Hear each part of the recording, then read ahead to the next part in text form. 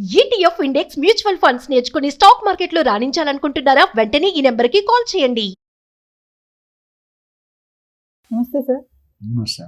Sir, ఈ AI artificial intelligence రావడం వల్ల ఐటీ కంపెనీస్లో ఉద్యోగాల కోత బాగానే కనిపిస్తుంది. అంటే సడన్గా తీసేస్తున్నారు. కొత్త టెక్నాలజీస్ రావడం, ఇంతమంది మాకు అవసరం లేదు అంటే 100 మంది చేసే పనిని 10 మంది చేయొచ్చు, ఒక రోబో చేసేస్తుంది అన్నట్టుగా వీళ్ళందరినీ తీయడం జరుగుతుంది. మరి ఇప్పుడు యువత ఎటువంటి ప్రత్యామ్నాయ మార్గాలు చూసుకోవాలి అంటే ఏం చెప్తారు? ఇందులో కరెక్షన్ ఏంటంటే నవీన, తీసేస్తానంటే అందరినీ తీయట్లేదు.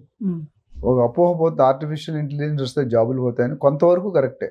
కొన్ని జాబులు అన్ని జాబులు ఆర్టిఫిషియల్ కూడా రిప్లేస్ చేయలేదని నా ఉద్దేశం. కొన్ని వాటిలో రిప్లేస్ చేస్తారు. అయితే ట్రంప్ అమెరికాలో ఎస్పెషల్లీ నేను చెప్పాను, అమెరికాలో తగ్గితే ఇండియాలో తగ్గినట్టే, చైనాలో తగ్గినట్టే. అక్కడ పెద్దాన తగ్గితే అందరు తమ్ముళ్ళు తగ్గుతారు. ఇక్కడ ఏమైందంటే ట్రంప్ థింకింగే వేరు, ఆల్ టుగెదర్ డిఫరెంట్. ఈ టర్మ్లో ఇంకా మారిపోయాడు ఆయన. ఫస్ట్ టర్మ్లో కొద్దిగా బెటర్, రెండో టర్మ్లో ఆయన ఆలోచనలు చట్టానికి విరుద్ధంగా ఉన్నట్టే ఉంటాయి కొన్ని. అంటే కొన్ని కఠినమైన డెసిషన్ తీసుకుంటున్నారు. అందులో ఒకటి ఐటీ జాబ్స్ కదా, మిగతా జాబ్స్ మీద కూడా ఇంపాక్ట్ పడుతుంది. మనం ఆల్రెడీ అనుకుంటే కొన్ని వేల మంది లిస్ట్ చేశారు, కొన్ని లక్షల మంది లిస్ట్ చేశారు. అంచులుగా ఆల్రెడీ కొంతమంది వచ్చేసారు, ఇంకొంతమంది రావడానికి మన ఇల్లు అమ్ముకుంటున్నారు, ప్రాపర్టీలు అమ్ముకుంటున్నారు, మిగతా అసెట్స్ ఉంటే అమ్ముకుంటున్నారు, తక్కువ రేటుకి అమ్మేసుకుంటున్నారు. ఎందుకంటే అక్కడ నుండి జాబులు లేకుండా సర్వైవ్ అవ్వలేరు. సో ఆర్టిఫిషియల్ ఇంటెలిజెన్స్ అనేది న్యూ ఎమర్జింగ్ సబ్జెక్ట్. మార్కెట్లో ఫ్యూచర్లో it is going to play lot of data science కానీ, డేటా అనలిస్ట్ కానీ, ఈ ఆర్టిఫిషియల్ ఇంటెలిజెన్స్ కానీ, సైబర్ సెక్యూరిటీ ఇవన్నీ కూడా పెద్ద రోల్ ప్లే చేస్తారు. అయితే ఎవరిని తీసేస్తారనేది క్వశ్చన్. అందరినీ తీయడానికి అవకాశం లేదు, ఎందుకంటే ఆల్రెడీ సిటిజన్షిప్ ఉందనుకున్నాను. ఎట్లా తీస్తారు? ఎవరైతే గత 8-10 సంవత్సరాలు వెళ్ళి మ్యాక్సిమం వీక్గా వెళ్ళారో, సబ్జెక్ట్ లేకుండా, ప్రోటోకాల్ లేకుండా, ప్రొసీజర్ లేకుండా, డివేట్ చేసుకొని, మ్యానిపులేట్ చేసుకొని, మేనేజ్ చేసుకొని వెళ్ళారో వాళ్ళకి ఇబ్బంది. సో వాళ్ళకి ప్రత్యామ్నాయం ఇంకేం లేదు. పెద్ద పెద్ద కంపెనీస్ కూడా సడన్ గా వాళ్ళని తీసేస్తున్నారు కదా సార్. మరి అలాంటి వాళ్ళు ఇప్పుడు ఏం చూసుకోవాలంటారు? అంటే వాళ్ళకి వేరే ఏమన్నా ఉన్నాయా మార్గాలు? మరి మార్గాలు అంటే ఇప్పుడు మీకు ఎలా చెప్పండి, జాబ్స్ అనేది దొరకడం కష్టం అండి. Government jobs ruled out. వాళ్ళు ఫెడరల్ వాళ్ళకి అంటే గవర్నమెంట్ ఎంప్లాయీస్కి బైఅవుట్ స్కీమ్ పెట్టారు. ప్రైవేట్ వాళ్ళకి అంతే కమిట్మెంట్ ఉండదు. 1-2 నెలలు ఇచ్చి నోటీస్ పెట్టి తీసేస్తారు. అయితే వాళ్ళు ఎవరైతే బయటకు వచ్చేస్తున్నారు, either they have to become an entrepreneur వాళ్ళకున్న ఫీల్డ్లో, లేదా వేరే సెగ్మెంట్ షిఫ్ట్ అవ్వాలి. వేరే సెగ్మెంట్ షిఫ్ట్ అయితే స్టార్టప్స్. ఎందుకంటే ఇప్పుడు స్టార్టప్కి మంచి బూస్ట్ ఇస్తుంది ఇండియా. స్టార్టప్ ఇండియా టైటిల్ నేమ్తో they are giving good support, funding కానీ. సో మన మేధస్సుని మనం ఒక దగ్గర జాబ్ చేసే బదులు ఎవడైతే జాబ్ చేస్తున్నాడో వాడు బాస్ గోల్ కోసం వర్క్ చేస్తాడు. నీ లక్ష్యం ఉండదు, నువ్వు ఇంకెవడో లక్ష్యానికి నువ్వు పనిచేస్తున్నావు. అంటే కొంతమంది అంటున్నారు సార్, కంపెనీ ఓనర్స్ ఎవరైతే ఉంటారో, అంటే నాట్ ఇన్ అమెరికానే కాదు ఎక్కడైనా సరే, కంపెనీ ఓనర్స్ ఎవరైతే ఉంటారో వాళ్ళని జాబ్ చేసే వాళ్ళని మనుషుల్లా చూడట్లేదు, మెషిన్స్ లాగా చూస్తున్నారు అని అంటున్నారు. దానికి అంతే కదా. ఇప్పుడు కంపెనీ ఎవరైనా తీసారు, ఫస్ట్ హై టికెట్ని తీసేస్తారు సిఇఓ లెవెల్లో. ఒక సిఇఓ శాలరీ కూడా 100 మంది ఎంప్లాయీస్ ఉంటుంది, లేదా 50 మంది ఎంప్లాయీస్ ఉంటారు. ఇక్కడ 100 మంది తీసే బదులు ఒకరినిద్దరు పైన పీకితే సెట్ అయిపోతుంది ఒకటి. అట్లా మొత్తం తీసుకుంటూ పోతే సిస్టమ్ కంపెనీ దెబ్బతింటుంది. అది ఏంటంటే వీళ్ళకి వచ్చే ఆర్డర్లు తగ్గినప్పుడు వీళ్ళు ప్రతి ఆల్టర్నేటివ్ ఏంటంటే ఓవర్ హెడ్స్ తగ్గించుకోవాలి. ఇప్పుడు ఏముంది, కాంట్రాక్ట్స్ రావాలి కొన్ని. ఇప్పుడు Indian companies only America companies పనిచేస్తాయి. వాళ్ళు కాంట్రాక్ట్ ఇస్తేనే ఇక్కడ సర్వే అవుతుంది. ఇక్కడికి ఎందుకు వచ్చారు? వాళ్ళు లేబర్ కోసం, లేబర్ చీప్ కాబట్టి వచ్చారు. మనం గంటకి $7-8 కూడా పనిచేస్తాం. అక్కడైతే $50 వేయాలి, $40-50 గంట. అంటే ఆల్మోస్ట్ 20%, 80% సేవింగ్. అండ్ మన క్వాలిటీ, యాక్యురసీ కూడా మన వాళ్ళు ఎస్పెషల్లీ ఇండియన్స్ బాగా చేస్తారు మిగతా వాళ్ళతో పోలిస్తే. కమిట్మెంట్ కానీ, కాన్ఫిడెన్స్ కానీ. ఇక్కడ ఏమవుతుందంటే ఐటీ కోత. ఎందుకంటే వాళ్ళకి బిజినెస్ లేనప్పుడు ఆ ఎఫెక్ట్ మనమే పడుతుంది. వాళ్ళకి గవర్నమెంట్ కూడా కాంట్రాక్ట్ రావట్లేదు. ఇవి ఐటీ ఏంటంటే పెద్ద పెద్ద, ఇప్పుడు ఇన్ఫోసిస్, TCS ఇవన్నీ అంటే పెద్ద పెద్ద $1 బిలియన్ ఉంటాయి. అది వాళ్ళకి రానివాడు వాళ్ళు ఎవరికి ఇస్తే ఎంతకాలం పోషిస్తారు మనల్ని? అందుకనే అక్కడ రెసిషన్ వచ్చిందంటే నాకు తెలిసి నెక్స్ట్ 1-2 years అక్కడ కూడా రెసిషన్ వస్తుంది. ఈ లెక్క మనం అన్ని ఎక్కడెక్కడ ఏరుకొని పిక్ అండ్ చూసి చెడుపుర్లు అని తెస్తే ఒకేసారి తీసినా కూడా కష్టమే కదా. ఆ సిస్టమ్ సెట్ కాదు. ఇప్పుడు ఆయన ఏమంటాడు, బయట వాళ్ళని పంపించేసి మన వాళ్ళు ఒక లీడర్స్ని పెట్టి ఒక టీమ్స్ డెవలప్ చేసుకుంటే ఏ సెక్షన్ అని చెప్తున్నాడు. చెప్పడం అంటే ఇండైరెక్ట్గా మనం పంపించేద్దామనే ఉద్దేశం. అది కూడా లీగల్ ఉన్న వాళ్ళు ఆయన ఏం టచ్ చేయట్లేదు. నాకు తెలిసిన మా ఫ్రెండ్స్ లీగల్లో ఉన్న ఎవడైతే టెంపరీ దొంగతనంగా వీసా లేకుండా ఉంటున్నారో, ఉద్యోగాలు లేకుండా ఉంటున్నారో, లేకపోతే రాంగ్ ఒక యూనివర్సిటీలో చదువుకొని ఇంకో ఊరికి వెళ్ళి చేస్తున్నారు, వాళ్ళందరి మీద టార్చ్ పెట్టండి. ఈ డోజ్ అనేది అందులో ఒక పార్ట్.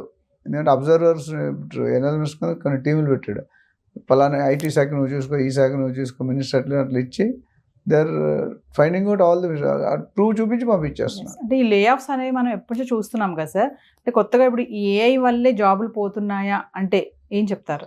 ఏ వల్ల ఒక up to sudden portion it is right నా 100% నేను ఏ అనుకోను, ఎందుకంటే ఏ వల్ల కొంతవరకు ఉన్నాయి. చాలామంది నేను ఒప్పుకోను ఏ వచ్చినందుకు జాబ్స్ ఏం పోవండి, కొంత పర్సంటేజ్ రిప్లేస్ అవుతుంది. ఇప్పుడు నేను ఇప్పటికీ చెప్తాను ఏ కొన్ని పనులు చేయలేదు, ఇప్పుడు కూడా కొన్ని పనులే చేయగలుగుతుంది.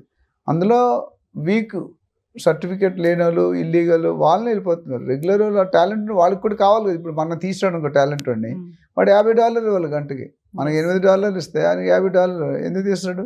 But if is not skilled person, if is not skilled, he doesn't have technical knowledge, doesn't have Python, doesn't have Java, ఇవన్నీ అవి లేని వాళ్ళు తీస్తున్నాడు. అందుకని మనం లాస్ట్ టైం చెప్పాం కదా, it's better not to go illegally to America. ఇప్పుడు ఒక 30 years బ్యాక్ అమెరికా మోజు ఉండేది అత్తగారికి, ఏంటంటే అల్లుడు అమెరికా అయితే 5 కోట్లు, అప్పట్లో మేము చదువుకున్నట్టు 50 లక్షలు కట్టినారు అప్పట్లో, అంటే 30 years బ్యాక్. అప్పుడు 50 లక్షలు అంటే కొన్ని కోట్లు. అది ఇప్పుడు అది లేదు, ఎందుకంటే ఇండియాలోనే అంత శాలరీస్ ఇస్తున్నారు. There are companies which are paying equal salaries to America, London. So అక్కడ ఏంటంటే చాలాసార్లు ఒక సినిమాలో బ్రహ్మానందం గారు బోర్డు పెట్టుకుంటాడు ఎంఎస్, వాళ్ళ అత్తగారు ఏమంటారంటే అమెరికా అల్లుడు కదా ఎంఎస్ అనేది, మంచి కట్ట నుంచి పెళ్ళాడు. 2 సంవత్సరాల తర్వాత ఆవిడ అమెరికా వస్తుంది అల్లుడు ఇంటికి.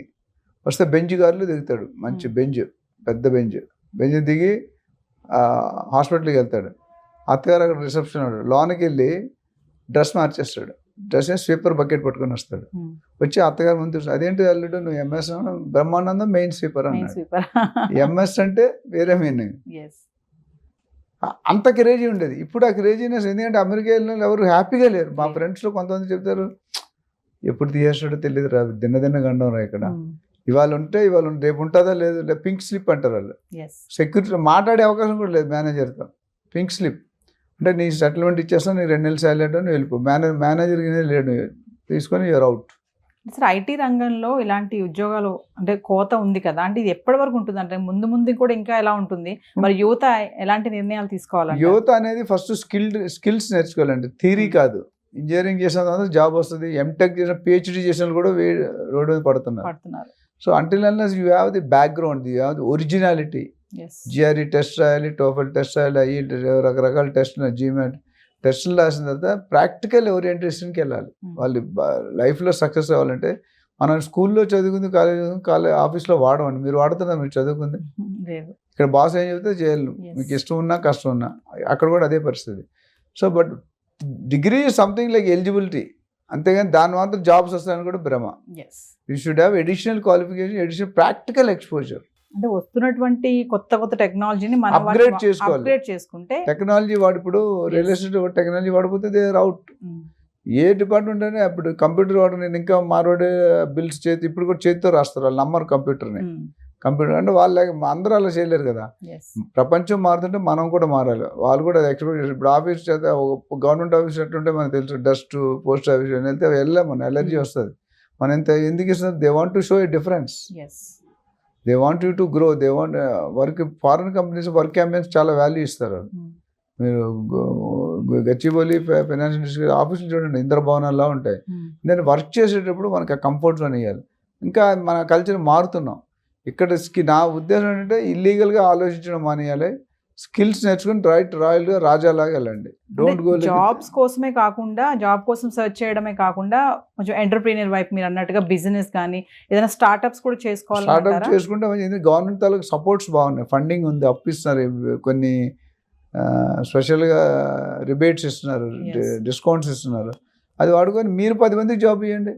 మీరు జాబ్కి వెళ్ళే బదులు ఇప్పుడు 20 years 15 years చేశారు, ఓపెన్ ఏ కంపెనీ, మీకు ఫైండ్ అవుట్. ఇప్పుడు ఊబర్ ఎలాగ వచ్చిందండి, స్విగ్గీ ఎలాగ వచ్చింది, వాళ్ళు కోట్ల 100 కోట్లు చేస్తున్నారు. జెప్టో అనేది వచ్చింది మధ్యలో, ఫుడ్ పాండా, చాలా బ్లింకిట్, బిగ్ సార్విక్ అనేది ఉంది కదా ఒకటి, చాలా వచ్చాయి. ఇవన్నీ new concept. You also find out new concept. డెఫినెట్గా మార్కెట్లో బోల్డ్ ఇంకా ఆటోమేషన్ కావాల్సి చాలా ఉన్నాయి. టెక్నాలజీని మనం అప్గ్రేడ్ చేసుకుంటూ వెళ్తే we have to think lot ఉంది. మీరు ఒకరి మీద డిపెండ్ అవ్వగలి. గవర్నమెంట్ జాబ్ ఇచ్చినా ఎదుగు బతుకు ఉంటుందండి. ఇప్పుడు ఒక ఐఏఎస్ ఆఫీసర్ ఎంత అండి, 80,000 స్టార్ట్ 90,000 శాలరీ. ఐఏఎస్ అవ్వాలంటే ఎంత కష్టపడాలి? ఇందులో 25% పెడితే మంచి బిజినెస్ పెట్టి నిజాయితీగా హానెస్ట్గా టర్న్ చేస్తే they break the records. Yes, thank you sir.